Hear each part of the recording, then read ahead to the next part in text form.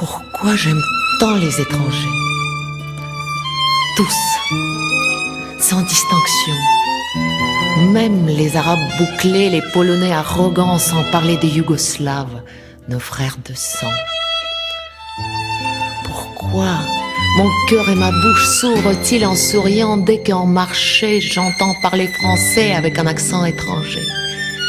Ou plutôt un accent seulement, avec quelques rajouts de français.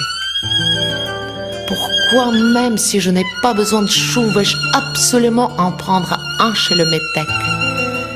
Je reviens même, pour un deuxième, afin seulement d'entendre encore une fois son merci madame, monstrueux pour une oreille française. Pourquoi, lorsque marcher un camelot glorifie la sardine française et dénigre la portugaise, je m'en vais offenser? Qu'ont-ils à voir là-dedans, les Russes?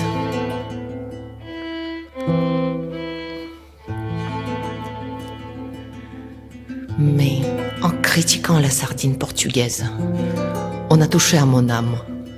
Et c'est elle qui m'a ôté du cercle des indigènes plus sûrement qu'un ange qui me tire en arrière, ou que l'agent, qui me tire aussi, mais autrement.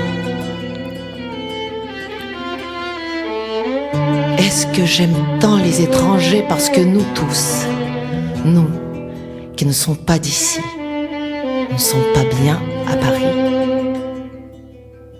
Non, ce n'est pas pour cela. Premièrement, je me sens pas mal à Paris, pas plus mal que dans n'importe quel autre endroit que je n'ai pas choisi. Deuxièmement, mon ami du marché, l'Arménien, qui appelle toutes les jeunes petites sœurs et les plus âgées petites mères, se sent très bien à Paris, c'est évident. Il s'agit donc pas de mal-vie. Et mon amour pour les étrangers ne vient pas d'une quelconque camaraderie de malheur. C'est parce que n'importe qui, même un ivrogne, même un enfant de 5 ans peut à tout moment nous traiter de métèques et que nous ne le pouvons pas.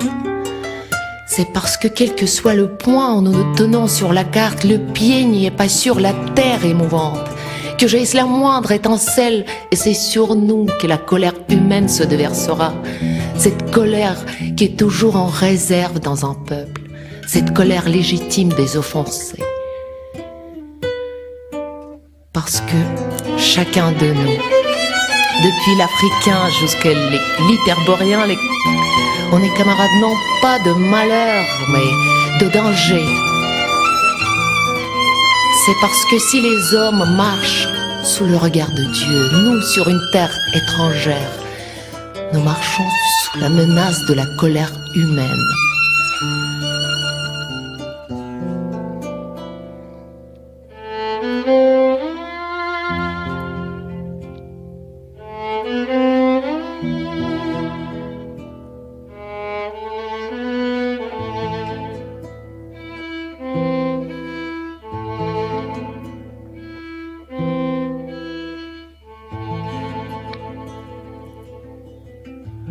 On me dira, et chez vous à Moscou? Oui, c'est arrivé plus d'une fois. Vise la bourgeoise avec son galérin, les yeux respirent la haine de classe. Mais moi, enfin, je suis né à Moscou et toi, tu sors d'où?